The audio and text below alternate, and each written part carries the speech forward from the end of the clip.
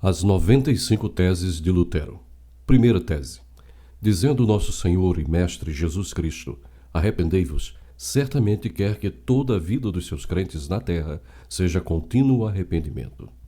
E esta expressão não pode e não deve ser interpretada como referindo-se ao sacramento da penitência, isto é, a confissão e satisfação a cargo do ofício dos sacerdotes. Todavia, não quer que apenas se entenda o arrependimento interno.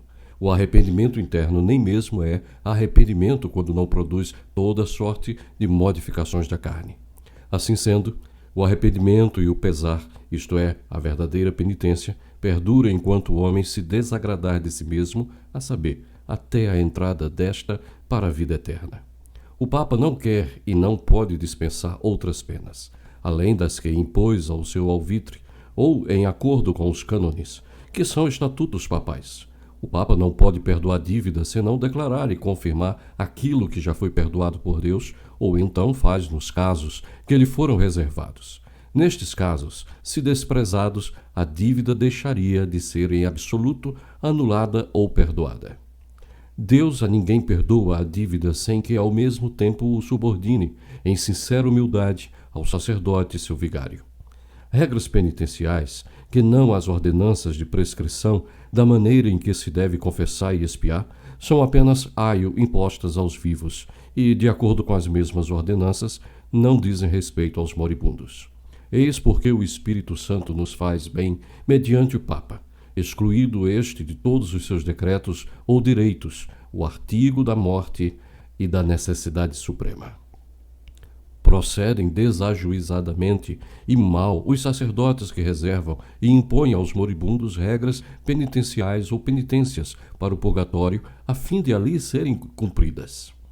Este joio, que é de se transformar a penitência e satisfação, previstas pelos cânones ou estatutos, em penitência ou penas do purgatório, foi semeado quando os bispos se achavam dormindo. Penitência e satisfação por pecados cometidos eram impostos, não depois, mas antes da absolvição, com a finalidade de provar a sinceridade do arrependimento e do pesar. Os moribundos tudo satisfazem com a sua morte e estão mortos para o direito canônico, sendo, portanto, dispensados com justiça de sua imposição. Piedade e o amor imperfeitos da parte daquele que se achava às portas da morte necessariamente resultam em grande temor. Logo, quanto menor o amor, tanto maior o temor. Este temor e espanto em si tão só, sem falar de outras coisas, bastam para causar o tormento e o horror do purgatório, pois se avizinham da angústia do desespero. Inferno, purgatório e céu parecem ser tão diferentes quanto o são um do outro, o desespero completo, incompleto, ou quase desespero e certeza. Parece que assim como no purgatório diminui a angústia e o espanto das almas, nelas também deve crescer e aumentar o amor. Bem assim parece não ter sido provado, nem por boas ações e nem pela Escritura, que as almas no purgatório se encontram fora da possibilidade do mérito ou do crescimento no amor. Ainda parece não ter sido provado que todas as almas do purgatório tenham certeza de sua salvação e não receiem por ela. Não obstante nós termos absoluta certeza disto. Por isso, o Papa não quer dizer e nem compreende com as palavras perdão plenário de todas as penas que todo tormento é perdoado, mas as penas por ele impostas. Eis porque erram os pregadores de indulgência ao afirmarem ser o homem perdoado de todas as penas e salvo mediante a indulgência do Papa. Pensar com efeito, o Papa nenhuma pena dispensa às almas do purgatório das que, segundo os cânones da Igreja, deviam ter expiado e pago na presente vida. Verdade é que, se houver qualquer perdão plenário das penas, este apenas será dado aos mais perfeitos, que são muito poucos. Assim sendo, a maioria do povo é ludibriada com as pomposas promessas do indistinto perdão, impressionando-se o homem singelo com as penas pagas. Exatamente o mesmo poder geral que o Papa tem sobre o purgatório, qualquer bispo e cura d'almas o tem no seu bispado e na sua paróquia, quer de modo especial e quer para com os seus em particular. O Papa faz muito bem em não conceder às almas o perdão em virtude do poder das chaves, ao qual não possui, mas pela ajuda ou em forma de intercessão. Pregam futilidades humanas, Quantos alegam que no momento em que a moeda soa ao cair na caixa, a alma se vai do purgatório? Certo é que no momento em que a moeda soa na caixa, vem o lucro e o amor ao dinheiro cresce e aumenta. E a ajuda, porém, ou a intercessão da igreja, tão só correspondem à vontade e ao agrado de Deus. E quem sabe se todas as almas do purgatório querem ser libertas, quando há quem diga o que sucedeu com Santo Severino e Pascoal? Ninguém tem certeza da suficiência do seu arrependimento e pesar verdadeiros. Muito menos certeza pode ter de haver alcançado pleno perdão dos seus pecados. Tão raro como existe alguém que possui arrependimento e pesar verdadeiros, tão raro também é aquele que verdadeiramente alcança a indulgência, sendo bem poucos os que se encontram.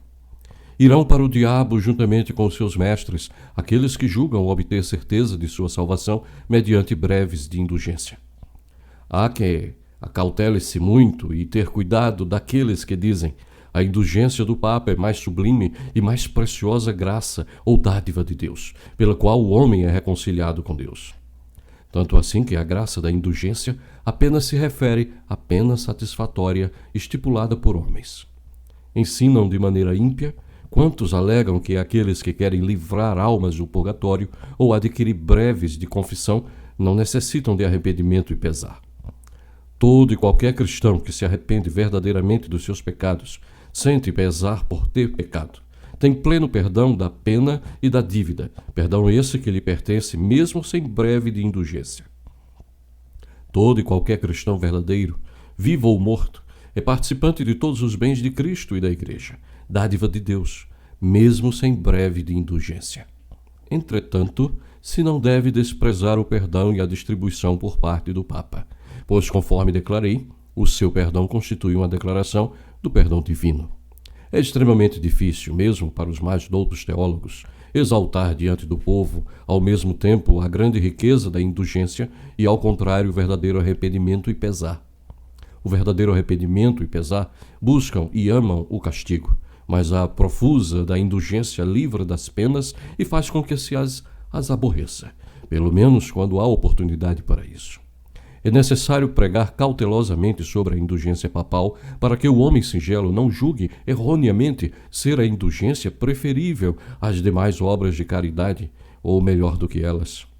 Deve-se ensinar aos cristãos não ser pensamento e opinião do Papa que a aquisição de indulgência de alguma maneira possa ser comparada com qualquer obra de caridade. Deve-se ensinar aos cristãos proceder melhor quem dá aos pobres ou empresta aos necessitados do que os que compram indulgências. E que pela obra da caridade cresce o amor ao próximo e o homem torna-se mais piedoso. Pelas indulgências, porém, não se torna melhor, senão mais seguro e livre da pena. Deve-se ensinar aos cristãos que aquele que vê seu próximo padecer necessidade e, a despeito disto, gasta dinheiro com indulgências, não adquire indulgências do Papa, mas provoca a ira de Deus. Deve-se ensinar aos cristãos que, se não tiverem fartura, fiquem com o necessário para casa e de maneira nenhuma o esbanjem com indulgências. Deve-se ensinar aos cristãos ser a compra de indulgências livre e não ordenada. Os cristãos devem ser ensinados que o Papa, ao conceder perdões, necessita e, portanto, deseja ter suas devotas orações por ele mais do que seu dinheiro. Deve-se ensinar aos cristãos serem muito boas as indulgências do Papa, enquanto o homem não confiar nelas, mas muito prejudiciais quando, em consequência delas, se perde o temor de Deus. Os cristãos devem ser ensinados que, se o Papa conhecesse as exigências dos pregadores de indulgências, preferiria que a igreja de São Pedro virasse cinzas a ser construída com a pele, a carne e os ossos de suas ovelhas. Deve-se ensinar aos cristãos que o Papa, por dever seu, preferiria distribuir o seu dinheiro aos que em geral são despojados do dinheiro pelos apregoadores de indulgências, vendendo, se necessário fosse, a própria Catedral de São Pedro. A segurança da salvação por meio de cartas de perdão é vã. Ainda que o comissário das indulgências, ou mesmo o próprio Papa entregasse sua alma em garantia disso. São inimigos de Cristo e do Papa, quantos, por causa da prédica de indulgência, proíbem a palavra de Deus nas demais igrejas. A injúria à palavra de Deus é causada quando, no mesmo sermão, dedica-se um tempo igual ou mais longo ao falar mais dos perdões do que da palavra. Esperar ser salvo mediante breves de indulgência é vaidade e mentira. Mesmo se o comissário de indulgências, mesmo se o próprio Papa oferecesse sua alma como garantia. Os tesouros da Igreja, dos quais o Papa tira e distribui as indulgências, não são bastante mencionados e nem suficientemente conhecidos na Igreja de Cristo. Que não são bens temporais é evidente, porquanto muitos pregadores a estes não distribuem com facilidade, antes os ajuntam. Tampouco são os merecimentos de Cristo e dos santos, porquanto estes sempre são eficientes e, independentes do Papa, operam salvação do homem interior e a cruz, a morte e o inferno para o homem exterior. São Lourenço aos pobres chamava tesouros da Igreja, mas no sentido que a palavra era usada na sua época. Afirmamos com boa razão, sem temeridade ou leviandade, que estes tesouros são as chaves da Igreja, a ela dado pelo merecimento de Cristo. Evidente é que para o perdão de penas e para a absolvição, em determinados casos, o poder do Papa por si só basta. O verdadeiro tesouro da Igreja é o Santíssimo Evangelho da Glória e da Graça de Deus. Este tesouro, porém, é muito desprezado e odiado, porquanto faz com que os primeiros sejam os últimos. Enquanto isso, o tesouro das indulgências é sabiamente o mais apreciado, quanto faz com que os últimos sejam os primeiros. Por essa razão, os tesouros evangélicos outrora foram as redes com que se apanhavam os ricos e abastados. Os tesouros das indulgências, porém, são as redes com que hoje se apanham as riquezas dos homens.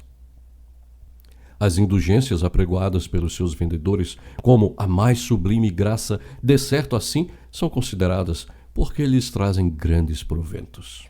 Nem por isso semelhante indulgência não deixa de ser a mais íntima graça, comparada com a graça de Deus e a piedade da cruz. Os bispos e os sacerdotes são obrigados a receber os comissionários das indulgências apostólicas com toda reverência. Entretanto, tem muito maior dever de conservar abertos os olhos e ouvidos para que estes comissários, em vez de cumprirem as ordens recebidas do Papa, não preguem os seus próprios sonhos. Aquele, porém, que se insurgir contra as palavras insolentes e arrogantes dos apregoadores de indulgências, seja abençoado. Quem levanta sua voz contra a verdade das indulgências papais é excomungado e maldito. Da mesma maneira em que o Papa usa de justiça ao fulminar com sua excomunhão aos que, em prejuízo do comércio de indulgências, procedem astuciosamente, muito mais deseja atingir com o desfavor e a excomunhão aqueles que, sob pretexto de indulgência, prejudiquem a santa caridade e a verdade pela sua maneira de agir. Considerar as indulgências do Papa tão poderosas a ponto de poderem absolver alguém dos pecados, mesmo que, coisa impossível, tivesse desonrado a Mãe de Deus, significa ser demente. Dizemos, pelo contrário, que os perdões papais não são capazes de remover o menor dos pecados veniais, quando se trata da culpa. Dizem que mesmo São Pedro, se hoje fosse Papa, não poderia conceder graças maiores. Isso é uma blasfêmia contra São Pedro e contra o Papa. Dizemos, pelo contrário, que até mesmo o atual Papa e qualquer Papa que existiu tem maiores graças a seu dispor, ou seja, Evangelho, poderes, dons de cura, etc., conforme está escrito em 1 Coríntios capítulo 12. Dizer que a cruz exibida com as armas papais, apresentada pelos pregadores de indulgência, tem o mesmo valor da cruz de Cristo, é blasfêmia. Bispos, sacerdotes e teólogos que permitem que tais conversas sejam espalhadas entre o povo terão de prestar contas por isso. Essa pregação desenfreada de perdões torna difícil, até mesmo no caso de homens cultos, resgatar da maledicência a reverência devida ao Papa, ou mesmo das perguntas perspicazes dos leigos. Eis um exemplo. Por que o Papa não tira de uma vez por todas as almas do purgatório, movido por santíssima caridade, e em face da mais premente necessidade das almas, que seria justíssimo motivo para tanto, quando, em troca de vil dinheiro para a construção da Catedral de São Pedro, livram sem número de almas, logo por motivo bastante insignificante? Por que continuam as exéquias e missas de ano em sufrágio das almas dos defuntos e não se devolve o dinheiro recebido para o mesmo fim, ou não se permite os doadores busquem de novo os benefícios ou pretendas oferecidos em favor dos mortos? visto ser injusto continuar a rezar pelos já resgatados? Ainda, que nova piedade de Deus e do Papa é esta, que permite a um ímpio e inimigo resgatar uma alma piedosa e agradável a Deus por amor ao dinheiro, e não resgatar esta mesma alma piedosa e querida de sua grande necessidade por livre amor e sem paga? Ainda, porque os cânones de penitência, que de fato faz muito caducarem e morreram pelo desuso, tornam a ser resgatados mediante dinheiro em forma de indulgência, como se continuassem bem vivos e em vigor. Ainda porque o Papa, cuja fortuna hoje é mais principesca do que a de qualquer credo, não prefere edificar a Catedral de São Pedro de seu próprio bolso, em vez de o fazer com o dinheiro dos fiéis pobres. Ainda que parte concede o Papa do dinheiro proveniente de indulgências aos que, pela penitência completa, assiste o direito à indulgência plenária? Ou qual bênção maior poderia vir à Igreja do que se o Papa fizesse 100 vezes por dia o que faz hoje só uma vez, concedendo a todo crente essas remissões e participações? Ou, finalmente, já que o Papa, por seus perdões, busca a salvação das almas e não dinheiro, por que suspende as indulgências e os perdões concedidos anteriormente se ele não tem igual eficácia? Reprimir esses argumentos convincentes dos leigos somente pela força e não resolvê-los através de respostas razoáveis implica expor a Igreja e o papado ao ridículo dos seus inimigos e deixar os cristãos insatisfeitos. Se a indulgência fosse apregoada segundo o espírito e sentido do Papa, aqueles receios seriam facilmente desfeitos, nem mesmo teriam surgido. Fora, pois, com todos estes profetas que dizem ao povo de Cristo: paz, paz, e não a paz. Sejam bem-aventurados todos estes profetas que dizem ao povo de Cristo: cruz, cruz, onde não há cruz. Os cristãos devem ser exortados à diligência em seguir a Cristo, seu cabeça, por meio das penas, da morte e do inferno. E assim esperem mais entrar no reino dos céus através de muitas tribulações do que facilitados diante de consolações infundadas.